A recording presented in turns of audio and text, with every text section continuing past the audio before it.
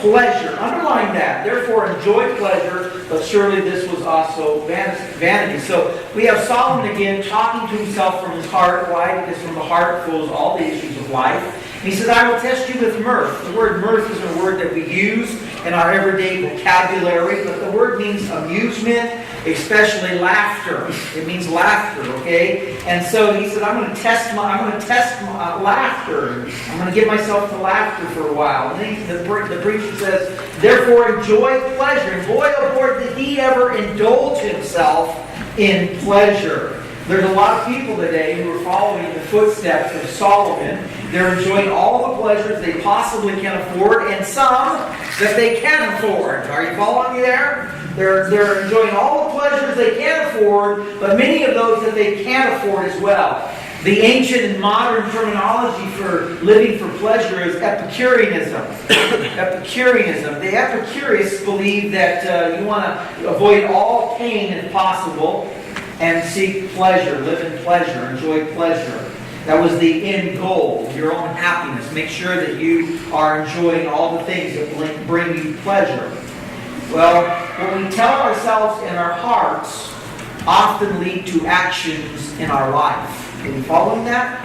What we tell ourselves in our heart will be played out in the theater of our lives. So he says, come now, and I will test you with mirth. Therefore, enjoy pleasure. And there are lots of people who are living under the sun whose only ambition in life is to live for pleasure. They're trying to find meaning to life by enjoying all the delicacies around them. If it feels good at the moment, then they indulge themselves. Now please hear this today, because I think it's important that you hear it. First of all, this earth may be the only heaven that some people enjoy. Are you following that? This earth may be the only heaven that some people enjoy because they're living life under the sun, so they have to try every pleasure they possibly can to find meaning and significance to life.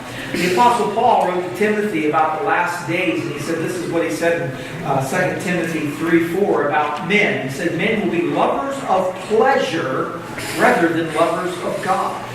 That's in the last days. And as I was listening to a message this week by a pastor in Alabama, he was preaching from Isaiah chapter 47, verse 8, and he was talking about Babylon, ancient Babylon. And he said the Babylonians were lovers of pleasure. So the idea of being a lover of pleasure isn't new. It's actually something very old. Well, we're going to look at some of the ways in which Solomon indulged himself in pleasure. So in verses 2 through 9, we see the various avenues of pleasure. The various avenues. And the first one was laughter. Look at verse 2. I said of laughter, madness. And the mirth, what does it accomplish? You know, everybody likes a good laugh. Everybody likes a good comedy act. Everybody loves to be able to laugh themselves to a point where sometimes they're even crying. I mean, I like good jokes, so let me tell you a couple. What do you get from a pampered cow? Spoiled milk. Okay? And the past, the present, and the future walked into a bar. It was very tense. Okay? And what do lawyers wear to court? They wear lawsuits to court. Okay? So, you know, I like jokes. I like to laugh. I like jokes that are funny, not jokes that are off colors. I like jokes that make me laugh. Solomon wrote in the book of Proverbs 17:22 that a merry heart is good like a medicine. A merry heart. But you know, the truth of the matter is that you can only laugh so much. I mean, I think Solomon probably had court jesters placed everywhere. And their only job was to make the king laugh. Their job was to say, knock, knock, who's there, you know, that type of thing. And get Solomon to laugh.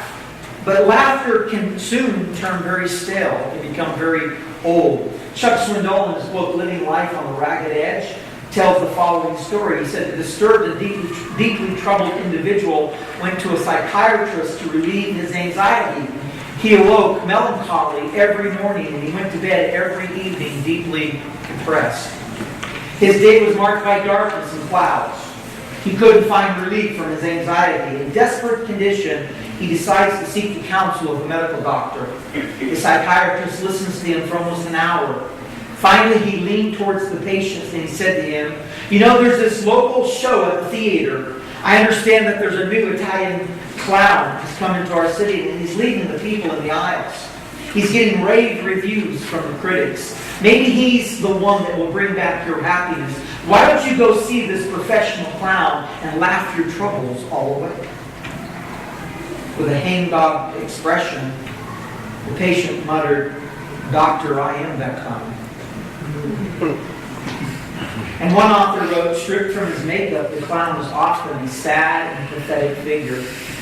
And a good example of this for us in recent times is the comedian Robin Williams. Robin Williams made over 50 movies. I remember growing up watching Mork and Mindy, Popeye, Hook, Miss Doubtfire, Flubber. Robin Williams had the ability to make so many people laugh, and yet laughter didn't quiet his own soul. Robin Williams committed suicide. Terrible tragedy. See, folks, laughter can only take you so far. And soon you're wondering again, what is the meaning of all of this? What is the meaning? And then he turns to wine. Look at verse 3. I searched in my heart how to gratify my flesh with wine, while guiding my heart with wisdom, and how to lay hold on folly, till I might see what was good for the sons of man to do under heaven all the days of their life. He went into this research mode with wine. I mean, he tried every kind of wine there was. House wines, the most expensive wines. Cost was not an issue with Solomon, nor importing wines from various places around the known world.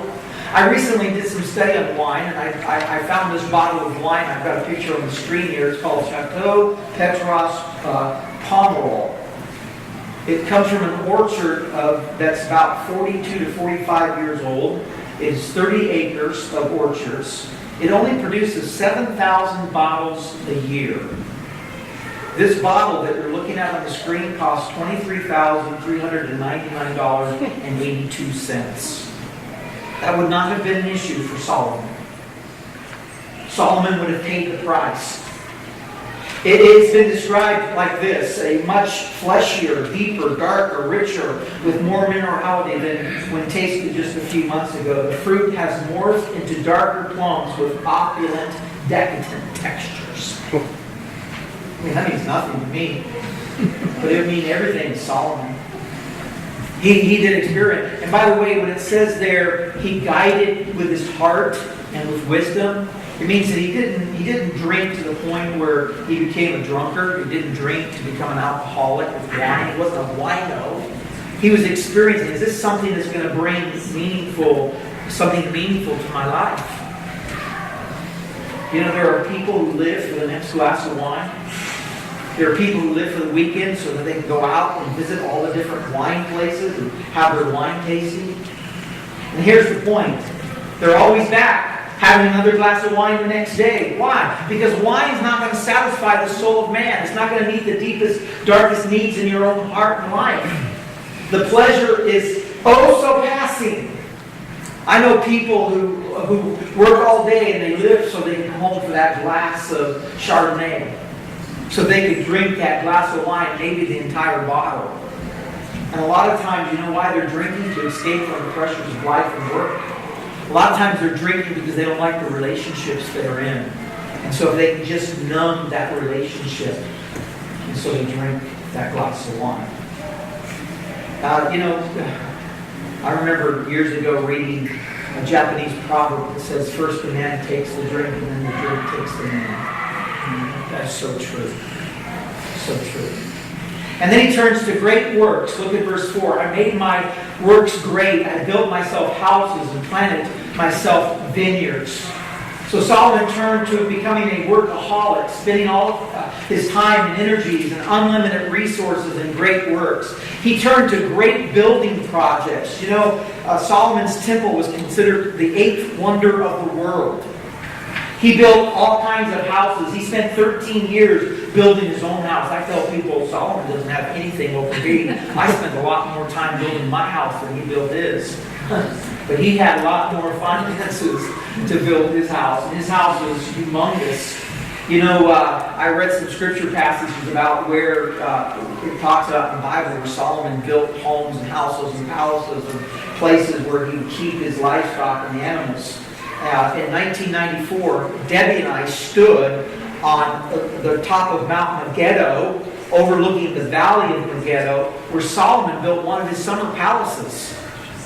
The archaeological spade uncovered an area that was where he kept all his horses, and he could house at his summer palace over 450 of the finest horses that the world had to offer. And when he built the temple, he spent in today's value, he spent $87 billion to build the temple. It was the size of 2 football fields. Humongous structure.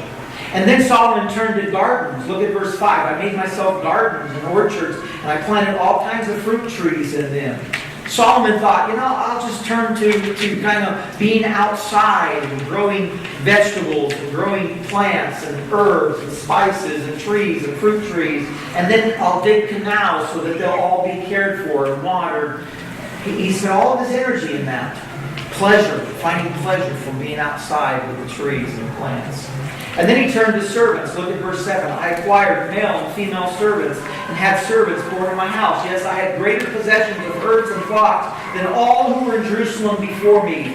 Why do anything when you can have a servant? When you can have a servant do everything for you. You don't have to lift a finger. You don't have to clean your own house. Maybe he had the merry maids, or the pixie dust cleaners, or the Raggedy Ann maid service, or Bibbidi Boobidi Bop cleaning service. Maybe he had the Magic Maids, or the Minute Maids, or We Got Maids. All of those are legitimate maid companies, by the way. Maybe that's where they got the ideas from Solomon's servants. Solomon's servants did everything for him. They washed his clothes, made his bed, cleaned his home, prepared his bath, fixed his meals, stoked his many fires, prepared his snacks, massaged his feet, rubbed his back, maybe even replaced his toilet paper. They did everything for him. Solomon lived in luxury. He had all the servants that you can imagine doing everything you can imagine for him. And then Solomon turned to money, music, sex, and musical instruments. Look at verse 8. It says, I also gathered for myself silver and gold and the special treasures of the king and the provinces. I acquired male and female singers, the delights of the sons of man, and musical instruments of all kinds. In first, he had money. He had more money than you and I could even imagine. In 1 Kings it says the weight of gold that came to Solomon yearly was 660 talents of gold. Besides that, from the traveling merchants, from the income of traders, from all the kings of Arabia, and from the governors of the country. And in 1 Kings 10:27, it says, the king made silver as common in Jerusalem as stones, and he made cedar trees as abundant as the sycamores which were in the lowlands. And I've read that if you were to take Solomon's wealth and compare it to the wealth of today, that Solomon would have been worth $2.2 trillion. $2.2 trillion. His annual income alone on a yearly basis was $500 million. $500 million. So Solomon had all the resources of money that you can imagine, that could buy all the pleasure you can imagine. And then Solomon turned to musicians. He acquired male and female singers. Think about a genre of music, whether it's country or pop or hymns or blues or soul or classical, contemporary Christian, or even that stuff they call rap. Think about all of that. Solomon probably had musical groups in every palace that he owned, every home, every little country shack that he had, every place that he visited, every room he walked into was probably sounding like there was musical groups singing to him everywhere he walked. It was like having a radio on in your house and having speakers everywhere. Solomon turned to music. Solomon turned to maidens. That phrase there, the delights of the sons of men, some of your translations talk about concubines or maidens of Solomon's. This is what it says in 1 Kings 11. It says, but King Solomon loved many foreign women, as well as the daughters of Pharaoh, women of the Moabites, the Ammonites, the Edomites, the Simeonites, the Hittites, And from the nations of whom the Lord had said to the children of Israel, you shall not intermarry with them, nor they with you. Surely they will turn away your hearts after their gods. Solomon clung to these in love. He had 700 wives. Can you imagine the in-laws that came with that? He had 700 wives, princesses, and 300 concubines, and his wives turned away his heart. I think that's why we have the book of Ecclesiastes. I think we have the book of Ecclesiastes is because we have a man who turned his heart away from God. Look at verse 8. I want to read it again to you from the English Standard Version. It says, I also gathered for myself silver and gold and treasure of the kings and provinces. I got singers, both men and women, and many concubines, the delights of the sons of men. And then the Message paraphrase translates it like this. I piled up silver and gold, loot from kings and kingdoms. I gathered a chorus of singers to entertain me with song, and the most exquisite of all pleasures, voluptuous maidens for my bed. You get the picture there? Solomon was seeking all the pleasures that a man possibly could dream about. And then Solomon turned to musical instruments as well. He had every kind of musical instrument from every part of the world you can imagine. Bells and cymbals and lyres and harps and tambourines and flutes and oboe and pipe and psalteries and rattles and trumpets and on and on and on. Just thinking if I had another sound, another musical instrument, maybe I would find some kind of solace for my soul. Some kind of solace. That's what people are doing today. Same stuff. It hasn't changed. And then the second part of this message is the persistent pursuit of pleasure. The persistent pursuit. Look at verses 9 and 10. So I became great, and I excelled more than all who were before me in Jerusalem. Also my wisdom remained with me. Whatever my eyes desired, I did not keep from them. I did not withhold my heart from any pleasure. For my heart rejoiced in all my labor, and this was my reward from all my labor. You know, isn't it true that in the human heart that we think that people who have the ability to play or to be given over to pleasure have excelled or have attained the American dream? Isn't that true? We all believe that. People who have the ability to go out and play, people who have the ability to go out and enjoy all the pleasures of life, those people, they've attained the American dream. You know, the preacher says that he believed that he achieved the Israelite dream. He says there in that verse, I became great, and I excelled more than anybody else before me. As I read through this, I saw the following things. The fame of Solomon, the wisdom of Solomon, the desire of Solomon, the pursuit of Solomon, the joy of Solomon, and the satisfaction of Solomon. We often envy people who have purchase power. Purchase power. By the way, that's our doorbell. So there may be somebody at the door. People have purchase power. People have the ability to buy things. We envy them. They have things that we could only hope to have. Things that we would like to have. Things that we would like to enjoy. Whatever Solomon put his eyes on, he bought. Whatever he desired in his heart, he went out and got it. Well, what is that one thing that you find most of your pleasure in? What is it? Is it fishing? Being out on your boat? Taking a trip in your camper? Maybe crafting something with your hands? What is that thing that you find pleasure in the most? Solomon didn't hold back his heart from any pleasure. He went after anything he wanted with all the gusto that you can think about.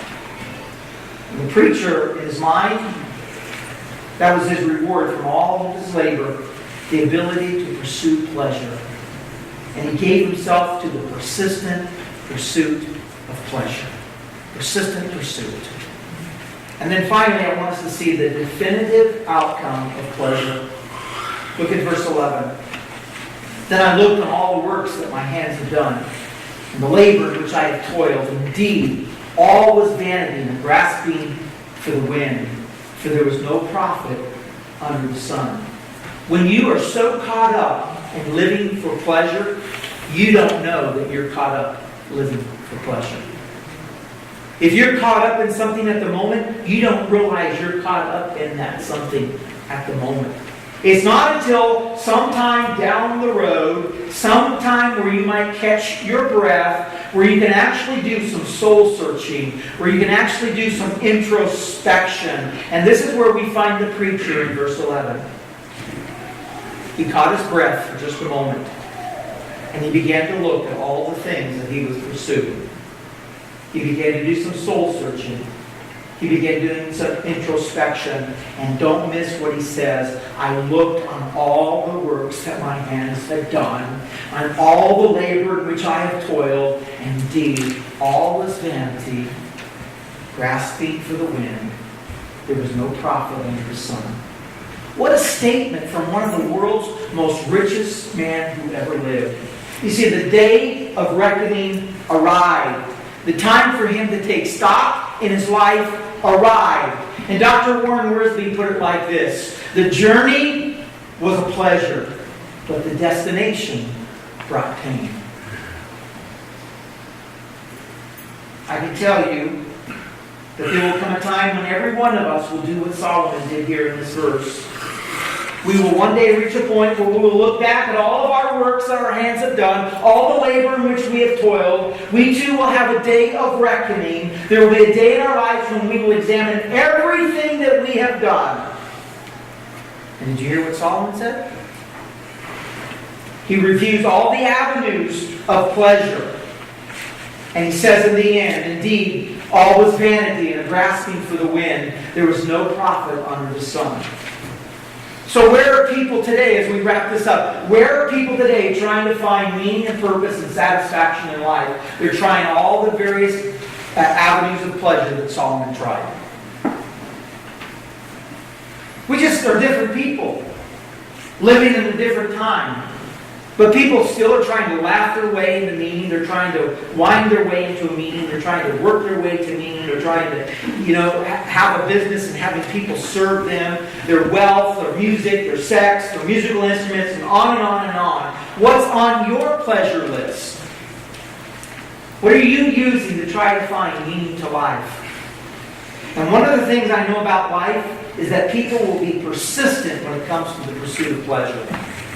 They will be persistent. I have watched people through the years, and please hear this, I have seen how they chase after the next vapor of pleasure. And I call it a vapor of pleasure because it is fleeting. What you think brings you meaning right now in chasing after pleasure is fleeting. It doesn't last. It doesn't satisfy the soul.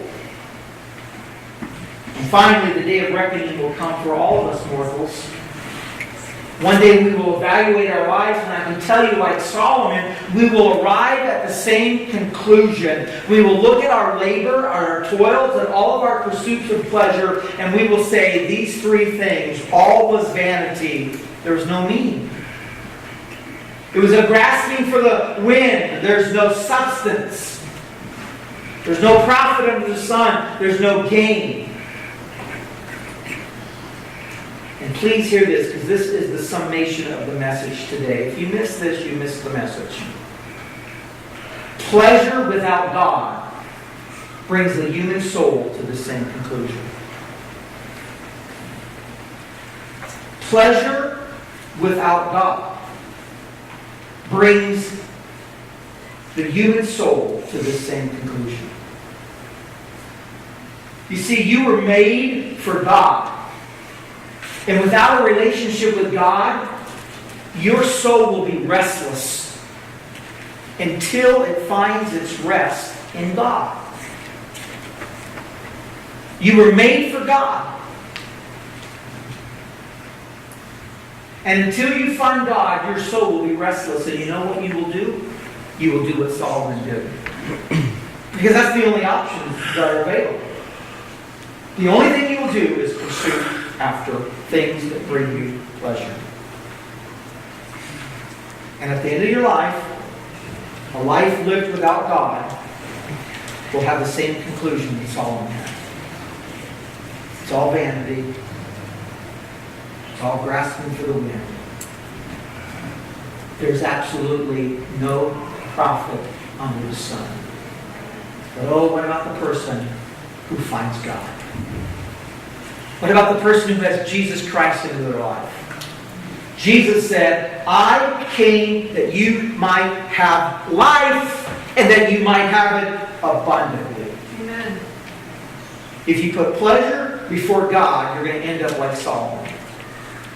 If you put God before pleasure, you're going to enjoy an abundant life. You put God first, and you enjoy the pleasures afterwards. Are you following that? But if you live a life without God under the sun, this is the way you're going to end up, like Solomon. Father in heaven, thank you for the time that we've had in your word today. I pray, God, that you would allow your Spirit to be our teacher, our instructor. I pray, Lord, that you would bring conviction where conviction is needed. If there's anybody here today who does not have Jesus Christ inside of their heart and their life, I pray, God, that they would recognize they're living a life under the sun without a relationship with their Creator, and that they're going to end up like Solomon. They're going to go after all the avenues of pleasure, that they're going to not keep back from anything, and Lord, they're going to be that persistent pursuit of pleasure day in and day out, because they have to have something to try to satisfy that restless soul.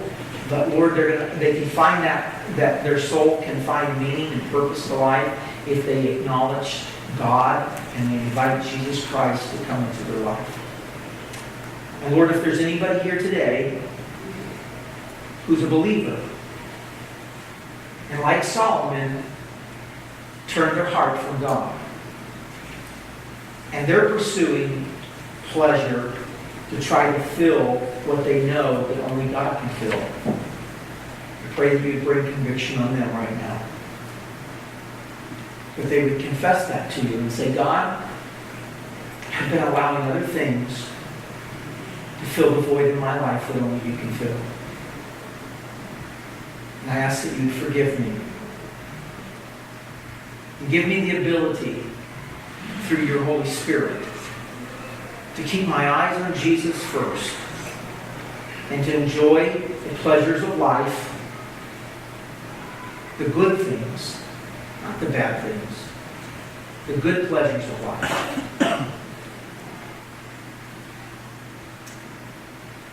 God, give us a meaningful life. Give us that abundant life that you came to give us. And help us not to settle for anything less. In Jesus' name I pray. Amen. Amen.